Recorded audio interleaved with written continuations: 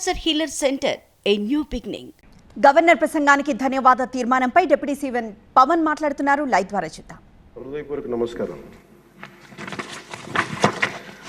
అధ్యక్ష, మేము ఆర్థిక ఇబ్బందులు పడుతున్న రాజధాని ఇచ్చి కూడా రాజధాని నిర్మించుకోలేని రాష్ట్రంలో గత ప్రభుత్వం రాజధానిపై నిర్మాణం దృష్టి పెట్టకుండా మూడు ముక్కలాట ఆడింది.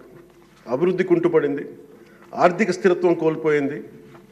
ఈ కారణంగా పెట్టుబడులు మందగించాయి, అధికార దుర్వినియోగం, క్షీణించిన శాంతి భద్రతలు, మౌలిక సదుపాయాలు, కల్పనా వైఫల్యం కారణంగా రాష్ట్రం తీవ్ర సంక్షోభంలోకి వెళ్ళిపోయింది.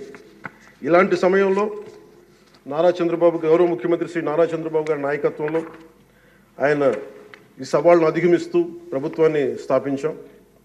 ఇప్పుడు ఆర్థిక, సామాజిక, సాంస్కృతిక, విద్య, ఆరోగ్య, పర్యావరణ మరియు మౌలిక సదుపాయాలు.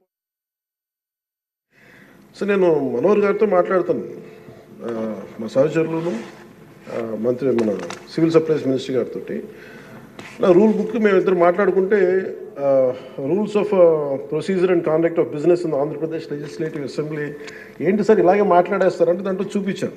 చాప్టర్ 5లో when the House assembles under Article 175 or 176 of the Constitution, every member shall maintain the dignity and solemnity of the occasion before, during or after the Governor's address and shall not obstruct or interrupt the address in any manner.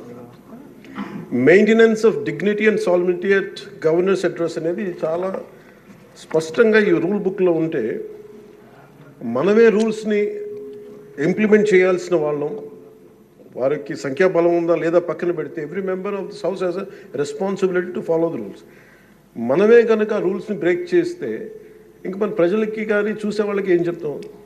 నాకు చాలా కాలం క్రితం నేను అప్పుడప్పుడు మనోహర్ గారిని అడుగుతూ ఉంటాను, sir అసెంబ్లీలో ఇక్కడ ఏమి గొడవలు జరిగినా ఎందుకు కేసులు పడవని, ఇక్కడ ఏమి మీకు కొట్టుకో, ఇది నేను నాకు చాలా కామన్ మ్యాన్ ఒక ఇష్యూ, ఒక ఇంక్విజిటివ్నెస్.